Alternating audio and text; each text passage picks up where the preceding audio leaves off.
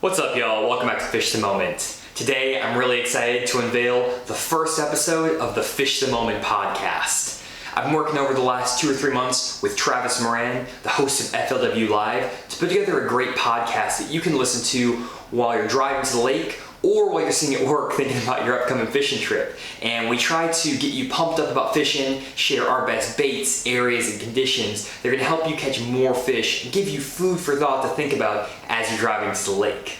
And for now, we're gonna be hosting the podcast on the Fish the Moment YouTube channel, as well as the iTunes podcast app. And so if you have an iPhone, you can go onto the iTunes store or the iTunes podcast app that comes stock with your phone, and you can just type in Fish the Moment podcast. And you'll be able to download the podcast and listen to it anywhere you want, even if you don't have Wi-Fi.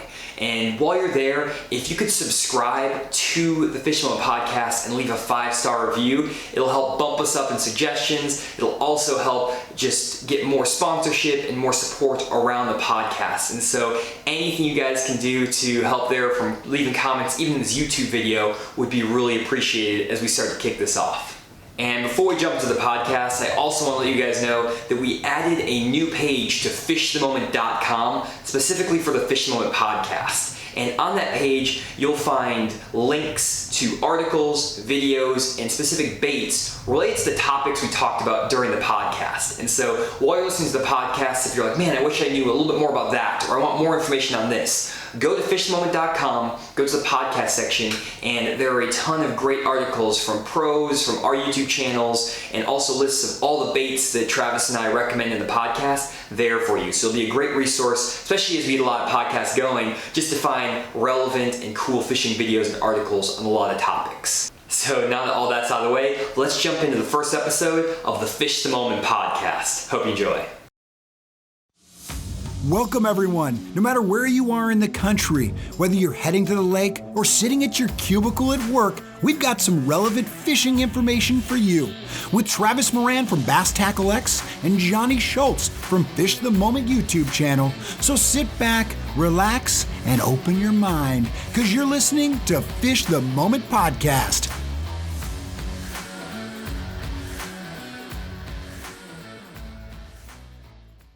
Welcome everyone to Fish the Moment podcast. It's Travis Moran, Jonny Schultz here.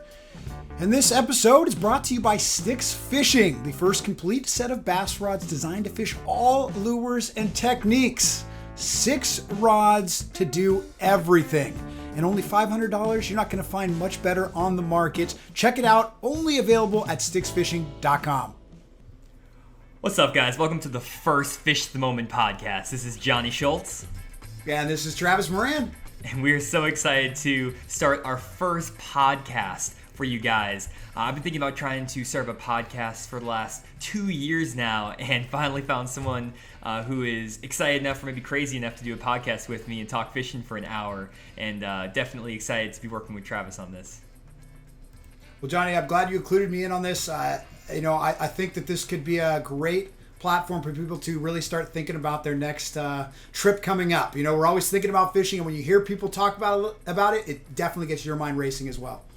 For sure. And guys, just the goal for this podcast is really just to get all the listeners excited to head to the lake and give you guys a few suggestions that help you find more fish when you get there. But again, we just want to get you excited and pumped up for your fishing trip this weekend and give you all kinds of ideas, get your mind racing. And so before we get into all these specifics on techniques, areas, baits, all that stuff, we want to make sure we keep it a little bit lighthearted and fun for you guys, especially if this is an early morning trip for you and you're on your way to the lake. So I think Trav's got a pretty funny story to share to get you going this morning.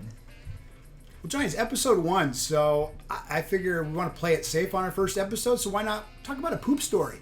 Everybody loves a poop story. Oh my gosh. Is this how we start the first podcast, Trav, really? I want to break the ice, okay? Just like that's how you judge a good relationship, is how far you are in a relationship. Do you guys talk about poop yet? Now, okay, now we're going to get that way with our with our listeners, and we're going to relate to them, because I don't care how long you've been fishing, you've had awkward poop stories, and I'm just going to share them with you so you feel less awkward out there in the world. You feel less alone when you're in those weird positions. And I was up at New Maloney's this weekend working an event, and I was pushing off going to the bathroom for way too long till it got to the point where I finally looked at the guy that I was up there with. And I said, "You need to drive me to the bathroom right now." And he goes, "Dude, the bathroom's just on the other side of the parking lot right there." And I looked at him and I went, "You need to drive me right now." And he immediately was like, "Oh gosh." And so we hop in the truck, we drive around to the bathroom. I kick down the first door, and there's just toilet paper everywhere except for on the rack. And I'm like, oh gosh. That hadn't even crossed my mind yet that I might not have toilet paper. I go to the next stall, and there is probably 12 sheets left. Just absolutely nothing. But the toilet is in the worst shape you've ever seen a toilet. We've all seen it because we fish in these terrible places. And it looks like what you're thinking in your mind. That's what it looked like. And I don't have anything to clean anything up right now, so I did the old squat and then clean up with those 12 plies, and it was a gnarly experience. Luckily, I went scuba diving afterwards, but when you're sitting there in your weird position, you're just like, oh, and the door wouldn't shut all the way either. So you're just sitting there, you're like, I hope nobody walks in here right now. And then you laugh, you go, how do we get here again? Because I know I've been in that position a million times, and I know every fisherman out there has been in some weird positions as well. Well, Trav, I think you're just lucky to even have a bathroom to go in. Like, I mean, most of the time when I have to go on the lake, I'm, off the side of the boat, in the trees, beaver dams, anything you can find. I'm sure a lot of guys out there, they have some horror stories from the lake. And so, I think you should be lucky that you had toilet paper and a bathroom, in my opinion, I guess so. Well, I don't really know how we're going to transition away from that riveting topic at the start of the show, but hopefully you guys are still here with us after that. I guess that's, again, the true test of our loyal fans. But let's actually transition over to the meat of the topic and talk about the layout and the plan for today's podcast. And so today the goal, again, is to help you guys get excited to get on the lake this weekend. And so we want to talk to you guys about the best areas to fish, the best baits, and the best conditions to fish in your area of the country. And as we're trying to figure out which topic to discuss that might be relevant for everyone around the country, we realized that pretty much everyone in all different states are getting a lot of rain, and they're dealing with flooded conditions, whether that's their lake flooding 5, 10, or 15 feet above normal pool, or having lakes that were in drought conditions. They're now close to normal pool and that are higher than they've been in 10 or 15 years. And so what Travis and I want to talk to you guys about today is how to handle these conditions and how to figure out how to catch bass when you're dealing with this extreme weather. Yep. The extreme weather offers, so much new water, offers new life and things, but it can be intimidating. We're used to, as the summer, things warm up, a lot of times those fish are just moving deep, and when you've got that extra water, things can change. And so we'll talk a little bit about that. And then we have a guest coming on the show. I caught up with Navionics Pro fishing his rookie season on the FLW Tour, Miles Berghoff, and he's going to talk about some great little tips about fishing deeper water fish, because they're eventually going to move deeper in the summer. And he had some nice little insight on that. Man, I'm excited to hear what he has to say. Miles has been tearing it up on the FLW Tour this year. He's really good with electronics, so y'all are in for a treat today with him. So enough of kind of introing the show. Let's just jump straight into it. First up, we're going to be talking about our best areas to fish in flooded conditions in the summer. So let's get into it.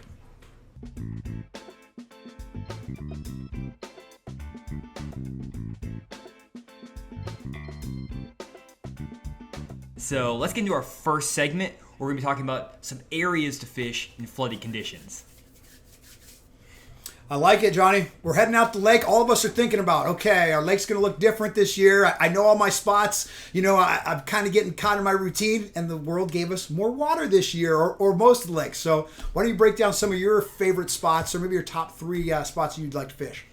Yeah, so when you get these really flooded conditions, the first thing I look for are places where you can't normally access the lake. And so a lot of times when you have flooded conditions, you'll have old ponds around houses flood, or you may have quarries where the water gets in where it normally isn't accessible. And so if you ever find areas on your lake, especially if the lake is 10, 15, 20 feet high, a lot of times you'll have resident bass or even like stocked bass in all these ponds and quarries that haven't seen a bait in years. And so you can literally pull in there, fish anything, a frog, a fluke, a buzz bait, just fun fishing, just flip a jig. And it's like these fish have never seen a bait in their life and they're practically jumping in the boat. And so that's kind of my first place to go.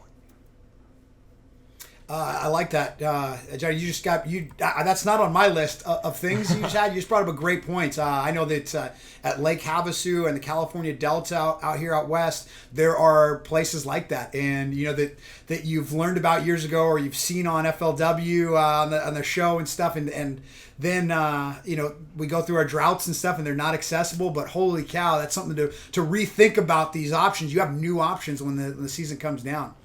And also, those are, I would imagine, you're a guy that loves electronics. The great place to go is Google Earth to find those spots, right? Yeah, and I actually have a great story to share about that. Back when I was fishing in my college days, I actually had a tournament on the Washita River in Monroe, Louisiana. And I was trying to figure out where to fish, and I went and pre-practice out there, and the lake was at normal pool, or the river, I guess, was at normal pool. And we got back for the tournament, the river was up like 15 feet. It was ridiculous. It was flooding into people's houses, cow pastures, everything. And so first thing I did when I got to the lake is actually pull up Google Earth on my phone. And I literally just looked on Google Earth, even when the lake was, or the river was at normal pool, and I looked for ponds, I looked for old oxbows and backwaters, and identified 2 or 3 backwaters that looked like there was no access. Basically, there was a big mud wall or levee. But because the river was so high, I was able to just jump over that levee in my boat, and I turned the corner, and like my third flip caught a 3.5 pounder. My fishing partner and I were like freaking out, and it was so cool slipping into these cool backwaters that you would never expect to be able to put a boat into, and there were just fish everywhere. It was awesome. That's cool. That's cool. That could turn your lake. I mean, it can be frustrating. Your spots are kind of gone. They might be too deep to fish that year, but it can turn your lake that you're so used to fishing. You maybe sometimes get a little tired of always fishing into a brand new lake to fish. So to explore. Yeah, that's my favorite thing about bass fishing is trying to find those secret areas and places that are just off the wall. And speaking of off the wall areas, my second place I love to fish during these flooded conditions is any type of man-made structure that's flooded in the water, whether that's a picnic table, whether that's old school buses, you get, you know, pickup trucks, you got the pavilions. It's crazy stuff I've fished over the years, especially here in Arkansas. And I remember one year a guy won a BFL tournament on Greer's Ferry Lake in Arkansas, flipping picnic tables and the grills, like the government issue grills they stick in the ground. And he was flipping those things with like a Zoom brush hog and just catching fish left and right. And that lake's a pretty tough lake. And so if you ever find your lake really, really flooded, go to the parks and go to the local like state park areas and look for that man-made structure in the water. Sometimes they can hold some big bass. That's amazing. That's it's Johnny McCombs actually did that maybe 2 years ago. Flooded conditions won a tournament throwing buzz baits up in people's backyards, and he was literally just like, I mean, their living room is 10 yards away, and he's just in their backyard throwing the buzz baits. Because it can be sometimes a little bit challenging to find where those fish go, right? I mean, you got so much water for them to move up into. It can be a little challenging, but it sounds like that the nice hard cover of the parks is a good way to go about it. For sure. I remember actually that tournament too. I was on Beaver Lake right in my backyard. And one thing that I always tell people when they are fishing really flooded conditions is you have 2 options. One of them is to actually go as far back into the newly flooded areas as you can, trying to find the new bank line. So you want to find that 1 or 2 feet of water where the water ends. That's probably your best bet as the water is rising. And then as the water's falling back out, the next place you want to look is on the outside edge, kind of where the old bank line was, where the water used to be, or where the water stopped before it flooded. And so when I'm fishing these flooded lakes, I'm either fishing the new bank line where the water is flooded to, or I'm fishing the old bank line where the water used to be as that water's dropping. And if you fish one of those 2 areas, you're going to find some good fish.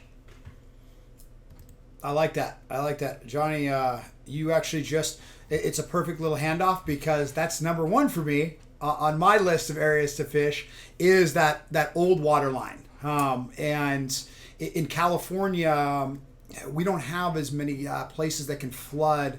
We don't have these shallow water fisheries. We have Clear Lake that does flood occasionally, but our reservoirs and things, they're out in the hills. There isn't really towns by them and stuff. They don't flood too much more. There's a lot of control on them.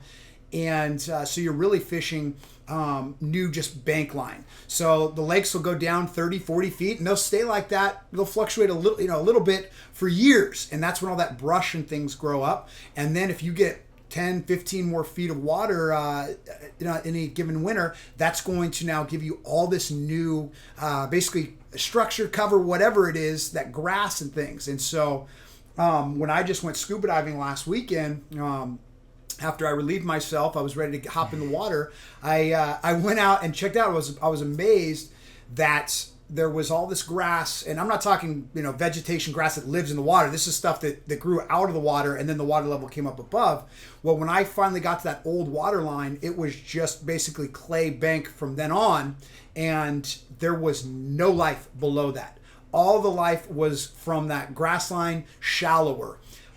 And that's what I would suggest this time of the year. We're hitting that early summer, so I know at least out in California we're on the tail end of the raining season, so the lake is starting to drop a little bit, and like you just said, those fish are moving from being this way to more kind of coming back a little bit more to those edges, but they're still loving all the cover that's available to them. The other thing is, for us out in California, is the water temps. Even though our water temps are in those 80s on the surface temp, when you get in the water, the second you dive in that water, it cools down really quickly. And when I was, I was right around 12, 13 feet is where that old water line was. And it was 10 degrees cooler. So while it was, low 80s on the surface, it was low 70s down below. And that's a huge difference. And with these deep water lakes, that's important to note that, even though you think the water temps are really, really warm, they're not. Those fish have nice cool water down there, and they don't need to really hit out deeper water until a little bit later in the summer. Whereas, I know heading back east, you've got these shallower reservoirs, as well as you guys pull current that helps mix that water a little bit more and actually warm it up basically faster in the summer. And that may be why those fish move so fast out to those ledges once they're done spawning. Yeah, that makes perfect sense. That's a really good tip there, Travis, just to fish a little bit further off the bank when those lakes flood, because sometimes there's so much cover in the water that it's really tough to figure out what to fish because there's literally stuff everywhere and there's so many targets. So fishing a little bit further offshore can definitely help out. And I really like what you said too about the water temperatures and how that affects how the fish act. And we're actually going to have some links to resources on how to fish flooded lakes and how to fish offshore on fishthemoment.com, our website, where you can actually look up the podcast tab, go there and find links to articles, videos, all kinds of stuff. And so if we're talking a little bit over your head with all this and you can't quite visualize what we're talking about, check out the website, fishthemoment.com. You'll be able to find links to all kinds of materials that will help you understand the more specifics with visuals and all kinds of stuff of what we're talking about. And so, again, if you're not super, you're not following along super well, don't worry about it. We got you covered on the website. And so, now that we've kind of talked about our top areas, about where we'd be fishing, Trav, give me your number one tip for what you would be looking for on the lake in those flooded conditions. Where's the first place you would check out when you get to the lake? Johnny, our whole thing we've been talking about is that shallow water. When you have higher water, the fish, they want to stay shallow because there's so much new stuff for them to hang out in, and there's so much new forage for them. That all these little, you're gonna have a great spawn for the bluegill, for the shad, for the baby bass. Everything is gonna be thriving up shallow, so they're gonna want to stay up there as long as possible. So I look for things that are gonna keep them up there. Whether that's some grass that's starting to grow. If you can find some grass mats up shallow, some new grass mats, those are going to be the best ones all summer long. Because when we're just coming out of spring, those bigger patches are just starting to grow, especially out west. If you can find them, those can be great areas that are going to hold those fish there all season long. Same with docks. If you can find any kind of dock that goes from shallow to deep, those fish can use that how they want to regulate what depths they want to be in all year long. And those are and just any other structure that is going to keep those fish shallow, other than just that the flooded brush and things. There's eventually going to be some more harder types of cover that they're going to want to hang out on longer. Kind of like the docks, the picnic tables, the Yep, RVs, all that stuff like that. Kind of like we're talking Yes. about. And actually, my one suggestion is actually very similar to your first tip there, Trav, is actually to fish the flooded grass. That's my favorite place to look on these flooded lakes. If you can find someone who neglected to mow their lawn for like 2 or 3 weeks and they got some like really nasty looking grass hanging out in their lawn, if you find that flooded grass there, a lot of times those bass will make a beeline to it because the bluegill will move there, the shad will move there to feed on the grass. And so maybe the best thing to do is go onto Google Earth, look for the abandoned homes in your area code, and then just go fish their front yards. That might be the best strategy for figuring out where these fish are going to be. So that could be a good technique. Again, using Google Earth, using all your resources. That's a great point, Johnny. Is that I've been just listening to a lot of debates about that and why grass can work really well. But one of the points was that it's so fertile. People take care of their lawns and stuff. And how do you grow something? You add water. And so when that water comes up, there's all these random things they've been putting in their grass and putting in their lawns, and it just thrives. It grows all the little different algae and things. Little worms come up and just everything flocks to those gardens, those backyards, and they can now find something they want to eat. Awesome. Well, I think that pretty much does it for all the areas. I know you probably have a ton of ideas now, guys, on areas to fish, and hopefully you'll be able to find fish on one of those different types of areas on your home lake. So next up, we're actually going to talk with Miles Berghoff and get an interview with Trav and Miles. But before that, we're going to do a quick transition and tell you guys about some of our favorite baits to fish in flooded water conditions.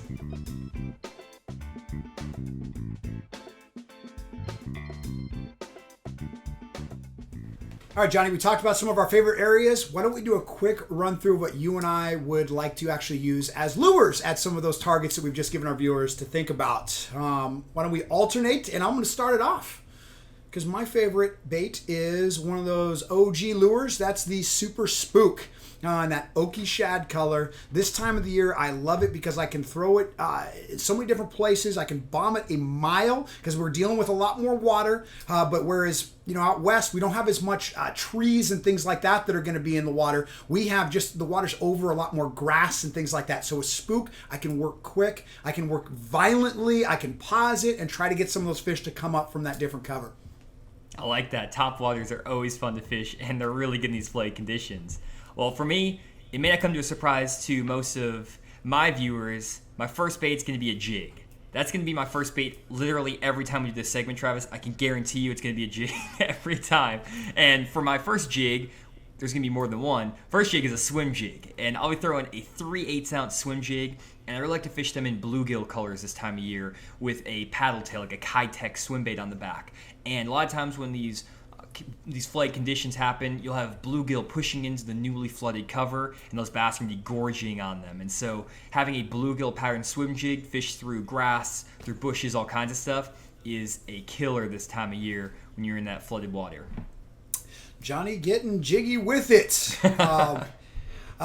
The same thing with swimming stuff. I like a lipless crankbait. Once again, like we don't have all these trees and stuff that are going to be hanging in there. So a lipless crankbait, I can, obviously vary the retrieve to get at the different water depths and really just tick that stuff that's down there, that old grass and things like that, to trigger some strikes. But then also I can use it just like a jig out on some rock piles or different things like that. I can hop it. So many different ways to throw that bait. But also with this extra water, I can cover water so effectively to figure out where those fish have actually moved to. That's another option. That's something I really wouldn't think about, especially over here, kind of in the south, southeast. We do have a lot of flooded cover in the water, and so it would be really hard to fish a spook or a crankbait around trees and bushes and picnic tables, stuff like that. So really good insight there from the Western angler, But so next up, I want to talk about my second favorite jig to fish in the flooded cover, which is going to be a 3/4 ounce jig. And I'm fishing at either black and blue or green pumpkin. And with that 3/4 ounce jig, I'm going to be punching that into any flooded grass, into the bushes, or around any thick laydowns. And right now we're dealing with summer conditions. In the summer, bass love a fast-falling bait. Whether that's a 3/4 ounce jig or a 3/4 ounce punch rig, something that's pretty heavy, they'll fall past their face and will kind of get a reaction bite out of those bass. And so the heavier baits in the summertime are going to get you more bites for sure. I like it. I'm liking this jig theme out of you. I have a guest. So I'm going to wait to find out what your third thing is going to be. But all right, my third is a big worm. Whether it's a Yamamoto cuttail, I think they got one that's almost 8 inches, or the Strike King Rage Tail cutter worm. I'm either going to throw that nail weighted, or if there is some good brush in the water, some good trees and stuff, I'm going to put a 1/2 ounce tungsten weight on that, and I'm going to peg it with a toothpick and a big 5/0 worm hook. The reason being is summertime, those fish want big presentations. They like some of those big baits, and that can be a great way to catch some of those larger bass this time of the year. If I don't have a lot of cover and stuff or anything to hang up on, I really like that nail weighted setup that I can really just really hop along the bottom, fish those shade lines around those docks and those old weed lines, the old high water marks right along that stuff.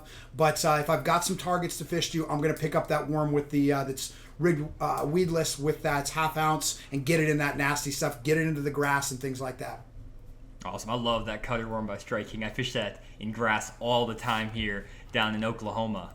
And so for my last bait, I'm going to talk about another topwater bait. You picked the Zara Spook, and so I'm going to go with a buzz bait. And I love fishing a buzz bait in these flooded conditions because you can normally cast it around lots of trees and things like that and not get it hung up too bad.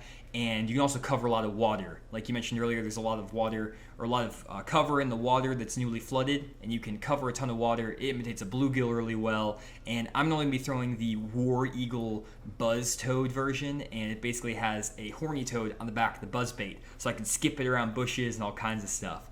And just so you know, guys, we're going to have all of these baits linked on the website again, fishthemoment.com, where all of the other resources that go along with this podcast are. And so, again, check out fishthemoment.com. You'll find all these baits linked there.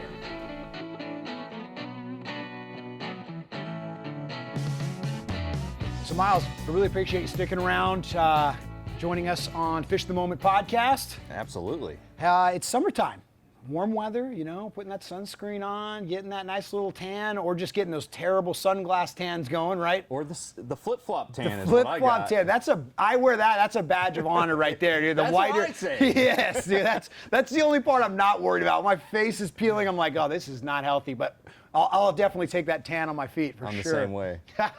Okay, but so with that warm weather, the changing conditions. Right. The fishing can be hard during the summertime. It can be.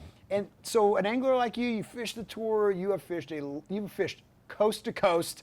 What are the things that stick out in your mind? Warm weather, what naturally pops into your head? So summertime is probably my favorite time of the year to fish. It's springtime is great. People really talk about spring being the best time, but summertime, though it can be a struggle at sometimes, it's really, really exciting because it really opens up. Every single lake around the country, you can kind of do anything. After the fish spawn and get into the post-spawn, there's some fish that stay shallow, and they'll stay shallow all the way through the summer into the early fall. And then there's the majority of the fish that are going to move deep. So if you're a shallow water fisherman, there's still so many options up shallow. And the great thing is that not everybody is fishing up shallow for those fish. Mm-hmm. More people tend to focus offshore, especially with the advent of all these different technologies and sonar and GPS and mapping as well.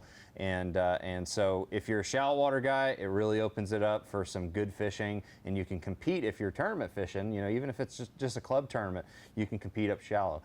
But I personally have started to learn how to fish offshore a little bit more. I live on TVA, I live on Lake Chickamauga, and of course we're known for ledge fishing. And the summertime, once you get into June and all the way through August and September, offshore is really the deal for the majority of the fish. You can still catch them up shallow, and guys will do really, really well doing that. And you can focus on little any type of cover up shallow, fairly standard, beating the bank style fishing. But offshore, it's a totally different game. you've got, I'm actually known as the only guy on tour that fishes 3 different brands of electronics. I've got 2 Lowrances, and I've got 2 other brands on there that I use to just kind of benefit from each of their strengths. And so that's what I do, and then I use Navionics maps in there, and that's really the biggest key when it comes to offshore fishing and fishing that summer. Is the first thing that I will do is look for the major spawning areas on any lake, and that's either a bay or a creek. And once I find those areas, I isolate that on my Navionics map. That's when I can start working my way out from where we're spawning during the spring, out to that structure in the deeper water. If it's a lake that has a lot of current, it becomes a lot more obvious because they're hanging on those ledges, either right in the current or in those eddy breaks. It's all about those current breaks a lot of times, especially on the Tennessee River, and even on lakes that aren't really current oriented, they're still on that main lake structure. So I kind of break it down into two different categories. If it's a current situation, that's when I'm going to be focusing on the main river channel and also some of the secondary main channels, focusing on those areas where I have ledges pointing upstream, facing upstream. That's actually something that a lot of people don't understand. Is like when you go out there on the Tennessee River or some of these current-based river systems, is a lot of the times the most active schools will be positioned where the current is coming right into it, and they won't be on the back side of that ledge. When they're on the front side of that ledge, that's when they're ready to eat. So that's what I generally look for, and I look for things right there that are definitely getting hit by the current, where they're going to gang up. But on lakes that don't have current, it's the same principle. You're fishing offshore, but you're primarily fishing breaks. You're fishing where those fish can go to deeper water very quickly. So if you have a long tapering point, if it breaks off steeper on one side or the other, I'm going to be focusing on whichever side breaks off steeper, or the tip of it if it just kind of drops into deeper water really quick. And that's easily found on using your Navionics maps and the mapping technology we have today. So I love what you just said. Now let me clarify, because I'm really interested in the current situation and the ledges that are facing up current. Mm-hmm. So generally, a creek channel is going to be going with the current. It's going to be going down. So we're looking for some bends in that. The harder the bend, and then the bend, whatever that, when the water's hitting right up against that bend. So just envision, I guess the best way I can put it is some of my best spots on the Tennessee River on Lake Chickamauga are actually, a perpendicular to the direction of the current. Mm-hmm. So it's like literally pointed the opposite direction that the river is going. So so that current is hitting it very, very hard on that ledge. And if you have a nice steep lip to that ledge and that current's blowing right on top of it, what's happening is the number one, you get a ton of current, going over that high spot. You've got a lot of shells there, and shell beds are known to hold a lot of fish. And it's not because they're eating the shells, It's not the simple fact that the shells are there. It's because the ecosystem is just a lot stronger. So you have a lot of bait fish getting pushed up on top of that ledge, and those bass wait there. And so almost all my best areas are facing into the current. Okay. And that's something that not a lot of people focus on, because when people talk about current breaks, they think the backside, the eddy portion. Yep.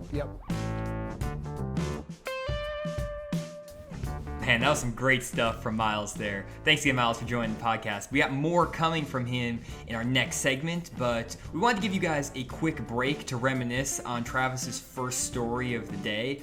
It's been seared into my memory this entire podcast, and while I was thinking about his predicament, I was thinking, man, if he had this one item in his possession, he may have been able to solve that entire issue in one fell wipe. And you know what I'm talking about, Trav?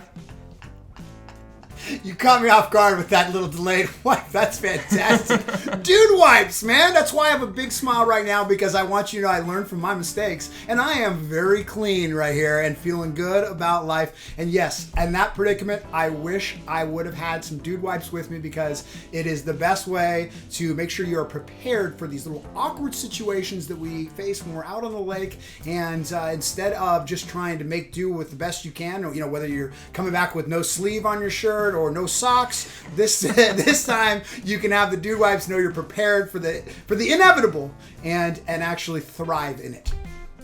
Yeah, I know Gerald Swindle is a big fan of those dude wipes, and we actually got a comment from him for the podcast. Let's hear what G-Man had to say. See this?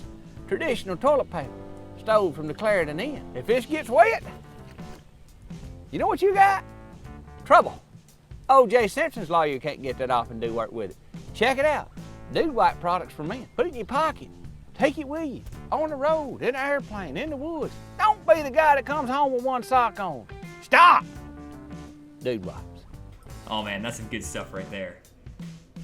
I think Gerald and I just became poop pals. Oh man, this again. Well, anyways, let's get back into the show.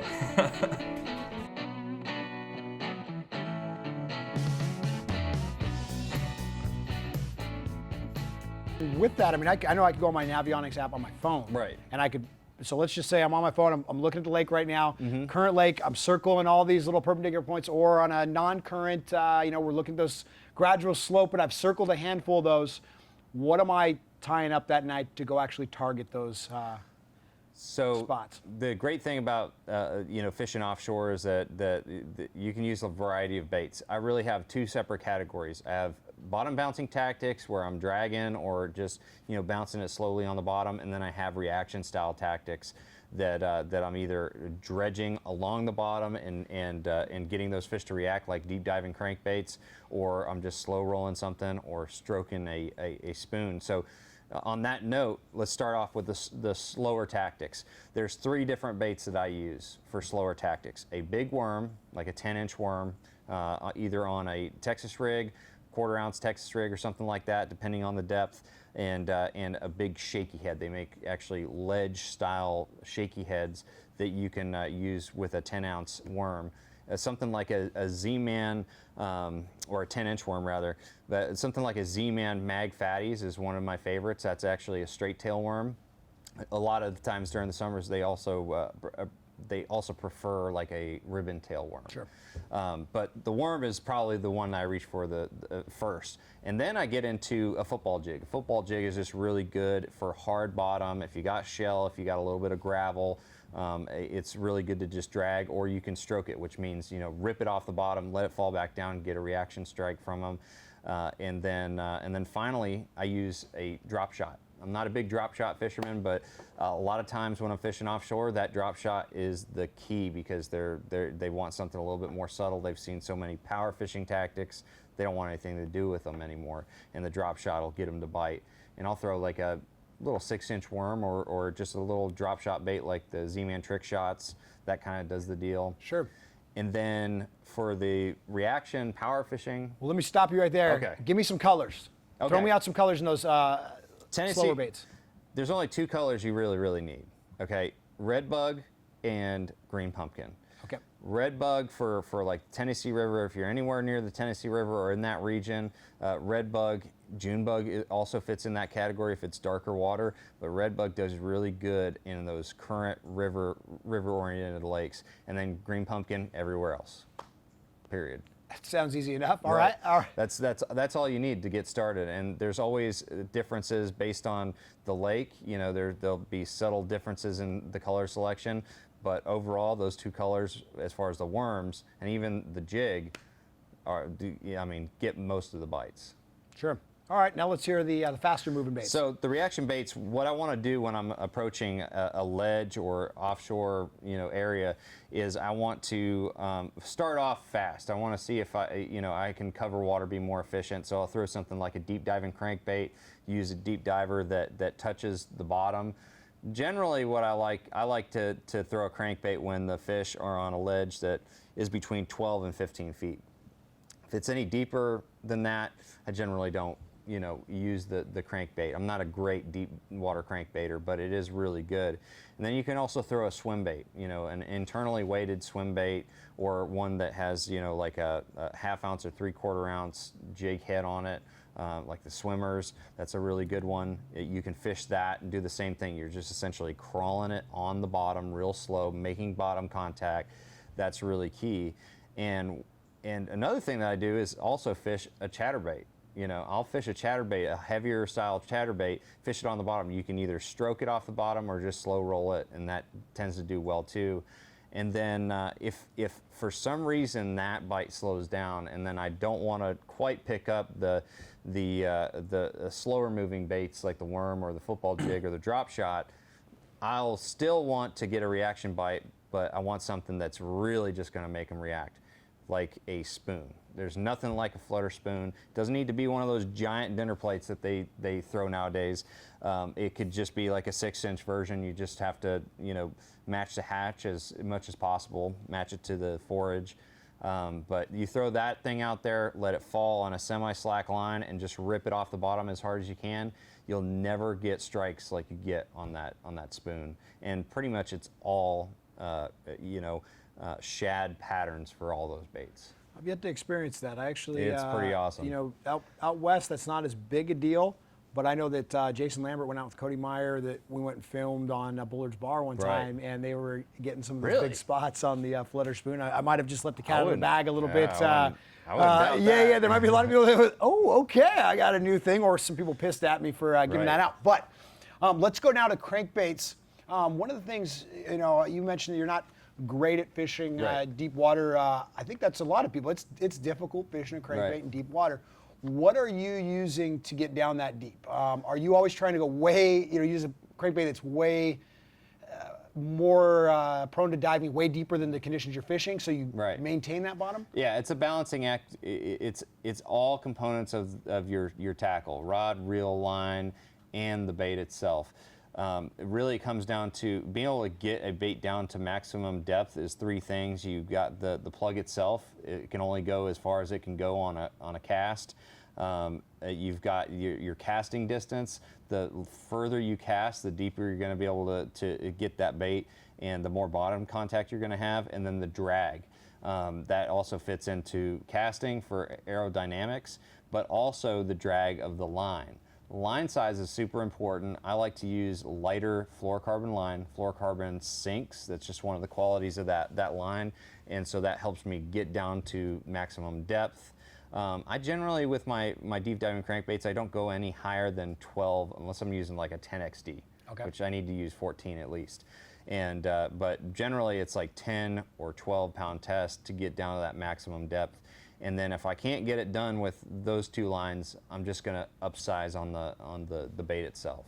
You mentioned 12 to 15 feet is kind of your sweet spot. What crankbait are you throwing at that? I throw a variety of baits. I like the Strike King baits. The 5XD is probably one of my favorite, mid-deep range crankbait. The 5XD and the 6XD. That's what I wanted to hear. I want to step up my crankbait bite this year, and that's what I'll go out and purchase. I needed to hear the exact ones. What are colors on that? Just matching the house, some shad patterns. Yeah, I mean, you primarily? can't go wrong with sexy shad, gizzard shad, and then citrus shad, something like that, or like a chartreuse sexy shad. The colors like that, you want to, as the water gets clearer, you want it to be more realistic and more transparent, translucent. But when it's dirtier, when you have dirtier water, you want it to be more bold, more opaque, and bright. Sure. Okay. All great information right now. Last thing, some different variables. The weather variables that come in. We have changing conditions all through the summer. What really makes you react while you're out there? The great thing about summer is that it's a very consistent time of the year to fish. If you find fish one day, they're likely going to be there for at least a couple weeks, maybe even months, and during the summer, the entire summer period, as long as they don't get a lot of pressure. Really, what I like to do is pay more attention to the wind and the rain. If I get a lot of wind, that's when I'm going to start fishing wind-blown banks. I don't like wind-blown banks during the spring, generally, but during the summertime, that can really activate that shallow bite. If you have shallow water cover structure, it can create a mud line, and that's also, you can say the same thing about boat traffic. Boat traffic is exactly the same. If you have a lot of traffic out there, go find yourself a muddy transition line and go to town on some type of reaction bait and just have a good time. But if you get some wind, overcast, I mean, there's nothing better than going out there fishing top water in the middle of the day, up shallow too. Some fantastic insight right there. As you're telling me this, I'm thinking about all the lakes, Clear Lake, Right. Berryessa, and I'm just visualizing spots that I'm Yeah. like, all right, I'm gonna go get that 6XD, Yep. and I'm gonna fire it down there. Well, that's a good crankbait lake. Yes. So, all right, well, Miles, really appreciate you joining us. Some great info for you guys that want more information. I know I've seen some of your videos that you've posted around. You have some great little tips on things that are very aha for people, like the Right. things you talk about. Like I know when I watch, I go, oh yeah. I'm still just getting into YouTube and trying to be more consistent with creating content on that platform. But Sonar Fishing is my handle on that, and so I'd love for everybody to subscribe. Yeah, head over there, guys. Take a look at more tips, and you might just be getting started, but you are full of knowledge, and so that's a good thing. And I think that can translate into a lot of great videos. And so hope people head over there and check that out for more information. We appreciate you sticking around for this, and you're heading into your final event on your rookie tour season, and leading the points race for Rookie of the Year. And so we wish you the best, man. I can't wait Thanks, to man. hopefully watch you close that out and do something you only have one shot at. Right. Every year you have shot at Angler of the Year, and there's always next year, but there isn't for the rookie. That's a special thing to win, and you then solidify yourself among a lot of great names. That's, I think, also the thing is the company that you get to keep with that. That's the big thing, and I'm definitely not out of the woods yet. I've got a lot of work ahead of me, so I'm looking forward to the challenge. Absolutely. You had a great season so far, no matter what. Even if you Right. go absolutely take last place, it was a fantastic start to It your was. tour career. And I know it's not going to be the only year you're going to fish. I'm looking forward to watching you over the next Yep. few years. So, Miles, appreciate it. Hey, thanks, man. That's it.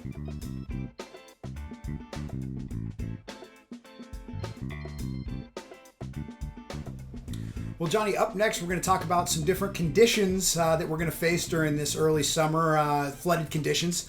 But first, why don't we talk about maybe, I guess I had a funny story, but let's talk about like a horror story, which might also be a poop story, but let's see if you have something different than that for a horror story. Yeah, I'm just kind of stay away from that topic, so hopefully we can keep our sponsors and viewers. One thing that we've been talking about, guys, is helping you get fish in the boat, catching fish, and maybe taking advantage of that wildlife. But sometimes you get in these flooded water conditions, the wildlife can take advantage of you. And that's the one thing that happened to me when I was fishing on the Arkansas River one year in Oxbow when the river was flooded 5 or 6 feet. I was fishing with a buddy, and we went back into this tiny backwater Oxbow. And as we got in there, I was flipping down this tree, and I heard my partner in the back of the boat scream like a 12-year-old girl. He was like 14 at the time, so I don't know if it was just a lack of puberty or what. But I looked back, and I was like, what is going on with this guy? And as he's jumping in the air, 2 Asian carp go straight through his legs. And these Asian carp were like jumping in the back of this backwater after it got flooded. And he was freaking out, and the whole rest of the day he was like wanting to fend them off and looking at the water. And then about 2 hours later, while he's looking out for the Asian carp, he accidentally bumps his head into a tree, and a water moccasin falls out of the tree and almost falls in the boat. And so, crazy day where the wildlife was definitely taking advantage of us. We didn't find any fish in the Oxbow, and they were getting their revenge. And so when you're getting these flooded water conditions, watch out for the wildlife. They can be vicious, but a lot of times it's worth the risk to get some good bass in the boat. Yikes, when nature strikes back, I believe that used to be an old show or something like that, or an old DVD you could buy. Yeah, I mean, I was born like almost the 2000s, so I don't know what you're talking about there, Trav. Yeah. Actually, I think it might have been a VHS cassette, or not a VHS, a tape, actually. So, yeah, Johnny, don't worry. They used to have these things when animals attack, basically what you just described. But changing water conditions, that goes right along with what you were just talking about. Fish start jumping at you, snakes are running at you. How do you adapt? Well, let's go to some more traditional conditions out in the water. For instance, sunny versus a cloudy day. Johnny, what do you got to say about that? Yeah, it's a great topic. Good transition there too. So when the water's flooded and you're facing these early summer conditions, the weather can really affect how these bass are going to act in the flooded bushes, around the flooded grass, things like that. And so whenever I'm trying to fish a flooded water lake, I pay extra close attention to the conditions. And the first thing is going to be the sun and the clouds. And so when I'm dealing with sunny conditions, as most of you know, that's going to create extra shade around these flooded areas, which is going to put the bass up close to the cover, close to the picnic tables, close to the RVs, all kinds of stuff we've been talking about. And it's going to push those bass tight to the cover. And so that can actually help you in these flooded water conditions because it will concentrate the bass and get them a lot closer to all of the targets in the water. And it makes it a little bit easier to fish close to the cover because you don't have to fish every inch of the flooded area. You can just focus on the biggest, shadiest targets. What do you think, Trav? I love that. The sun can make these fish more predictable. They're going to be in those areas, like you just said, around the shade. The bigger the shade, the better. You know which sides to fish because the more shade that goes on. Also, which banks. If you have a bank where the sun is facing down and you've got brush all along there, those fish are going to be tucked back pretty far. But if you go back to the other bank and the sun's moved, the shade is actually out in front of the bank, those fish are going to be more towards the edges of that. They're not going to be as hunkered down. They can be a little bit more accessible. And then when you've got we got low light, when those clouds move in, that's going to be probably a time to pick up your number 3 pick on the lures, a buzzbait, and start moving fast. For sure, yeah. It's tough when you get those cloudy conditions around the flooded cover because those bass will spread out. And so normally when that happens, I actually like to go to places where there's less cover in the water. I'll actually pick areas where I don't have as many targets to fish, whether that is a bluff wall or maybe an area where there's like man-made riprap or something where most of the trees were cut down and there may only be a couple trees in the water. There I can actually just fish that buzzbait in the open water and those bass will come out and grab the bait, and it's a little bit easier to cover water when there's less cover around in general. I like that, Johnny. I really like that because we do like low light, right? As fishermen, we like those low light conditions. But when there's a lot of targets, you're like, wow, these fish are going to be moving around right now. You're like, that just really opened up way too many options for me to really understand because they could be shallow or deep all over the place. So I like that. For sure. Yeah, and the other thing that you might be facing when you get out to the lake is not just the cloud cover or the sun, it's also falling water and rising water, which is a huge deal when you're dealing with flooded conditions. And so, Trav, tell us a little bit about how you would handle the rising water conditions when the brush is just starting to flood or the water's coming up 2-3 feet a day. There's 2 options, and this is not coming directly from me. This is, when I interview all these FLW guys that have to jump in and really fish the moment when they jump in on tour. And those rising water conditions, there are 2 ways to look at it. There's 2 things to check. And we've actually already talked about this, so I'll cover it real quick. But you want to follow that water up. Bass are curious. They'll move right up with it. But if that gets too intimidating, if there's too much stuff or it's too hard to get in there, scrap that and go back to that original high water mark because there will still be fish there, and that can be a little bit easier to target where that water can be tucked so far back up into these creek channels and stuff in the thick brush, it can be too hard to even access. Yeah, that's exactly what I'd say too, Travis. And so I guess I'll tackle the falling water conditions. And normally when the water then has been high in the bushes for, let's say, a week or 2, and it starts to fall out of the bushes, obviously, first place you need to be looking is the outside edge of those bushes or the old bank line, because that's where those fish are going to pull to. As that water starts to fall out, they want to go back to where they're comfortable, the old bank, or to the outside edge of any cover, like the outside edge of grass or bushes. And one thing I've actually found recently on Table Rock Lake, which has been flooded a lot during that Major League Fishing Tour event, is that a lot of the spotted bass and smallmouth in those flooded conditions will move up with the rising water and get in super shallow water in the flooded cover. But then as that water starts to fall out, they're the first fish to pull all the way out of that brush and go offshore. And I've been catching a lot of spotted bass and smallmouth out in 20 or 30 feet of water 100 yards away from the bank, even though the water is still 5 to 6 feet high in the bushes. And so if you are struggling to tackle all of the flooded cover that's around your area, it may not be a bad idea, especially if you have smallmouth and spotted bass in your lake, to fish way offshore. Go out to that, those main lake points, the ledges, things like that, and get away from the shallow brush, because you can a lot of times find good groups of bass schooled up. They're a lot easier to catch. I like that a lot. The smallmouth, the spotted bass, they really they move. They're here today, gone tomorrow. They're not afraid of changing conditions and stuff because they're not afraid to change as well. For sure. So, those are really the main conditions that I focus on when I'm looking at flood conditions, and I think you could probably say the same thing, Trav. And the really only other thing that could affect these fish condition-wise, we'll probably talk about every time we cover the segment, is pre-front conditions, during front, and post-front conditions. And so, as most of you guys know, in pre-front conditions, that's when the storms are rolling through. Those bass will get super active, and you can catch them up shallow. They'll be busting in the shallow grass that's flooded, the bushes, stuff like that, and they're really easy to catch. Is that kind of what you found, Trav?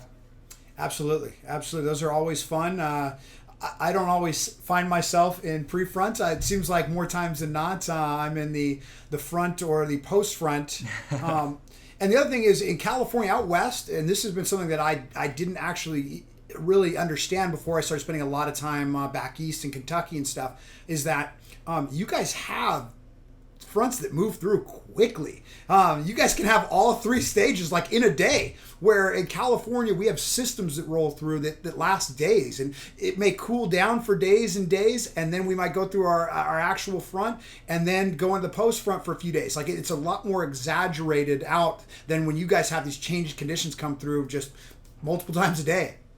Oh yeah, everyone around Arkansas says, if you don't like the weather, wait 20 minutes and you'll find something new. And I know that there's probably 10 or 15 states that say the same thing, and they think, yes. Oh, it's just, my weather's terrible here. No, it's pretty much all over the South. It gets pretty bad. So after that pre-front conditions, you have the during front, so like when it's raining and cloudy, stuff like that. One thing I will tell you guys in during front conditions is that you'll have lightning storms. And first off, if you have any lightning or thunder in your area, just get off the lake. It's not worth it. Find cover under boat docks, under trees, or just get off the lake completely.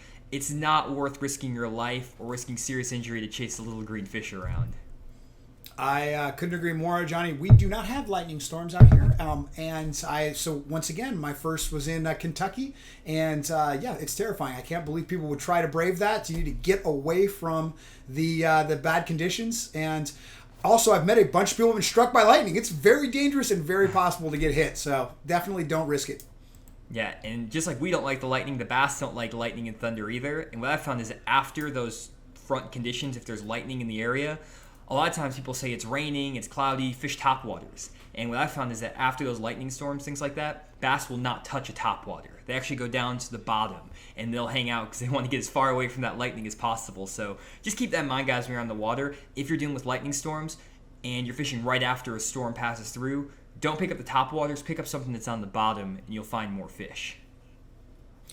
That kind of goes for post front out here as well. We don't need the lightning involved in that. They're not going to move much. The water temps are pretty consistent this time of the year. They're just going to hunker down a little bit. Where they were chasing that lipless that I like throwing at them yesterday, today throw one of your jigs down there and really hit the bottom with it and get them to react. And you can still catch them. I mean, sometimes even better because you're really throwing something a little slower moving. They're not as active and spread out. They're going to be kind of confined to some areas. Awesome. Yeah, and one other thing too, guys, in those post-front conditions when it's flooded, if you have that grass in the water, bass love to get around grass in those flooded conditions. For whatever reason, or the post-front conditions. For whatever reason, that grass holds extra heat, and they just love to get around grass in post-front conditions year-round. Not just in the summer, but that's a winter, fall, or spring thing. So if you have grass in your lake, or newly flooded grass like that guy's unkept lawn, go fish the grass in post-front conditions. You'll catch more bass. I like that. And we love our grass out here in California. You know that.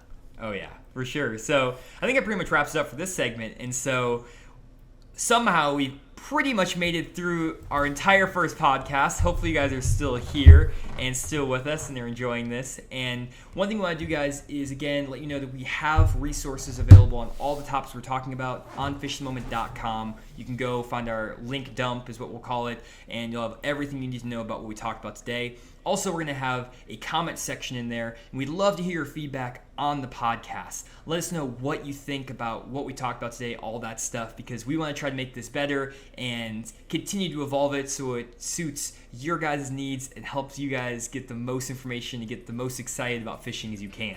So now let's wrap it up, Trav.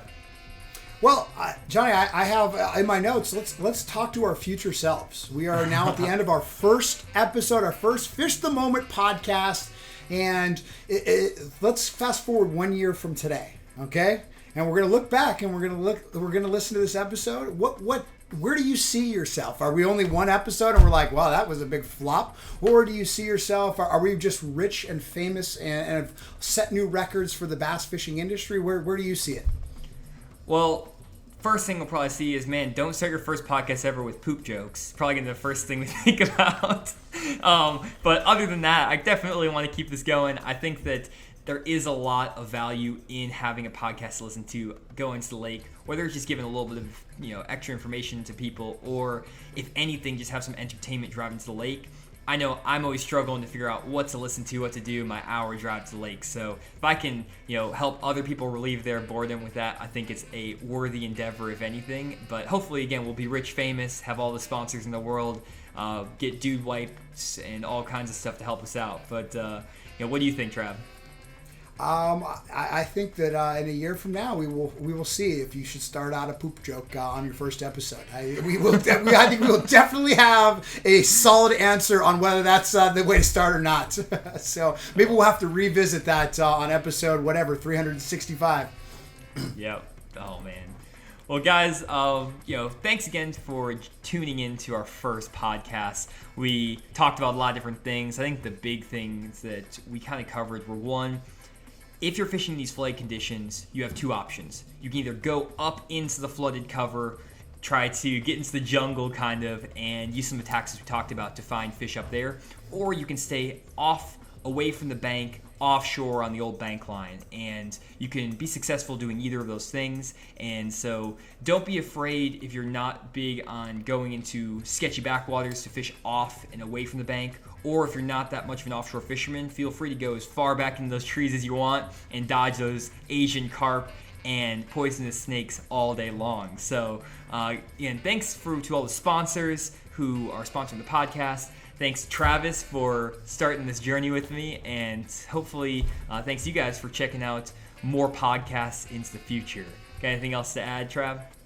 No, I'm ready. I'm ready for a long, wonderful year with you, Johnny. This is the beginning of our relationship because we can already talk poop around each other. We've passed a huge milestone in our relationship. We have. I can't believe that didn't come up at any point before this podcast. All right, guys. Well, I've had a blast. I look forward to the next one. I cannot wait. Yep. Thanks again, guys. We'll see you in the next episode. Thanks again for listening to the Fish the Moment podcast. If you enjoyed and you want more content from me and Travis, go to fishthemoment.com.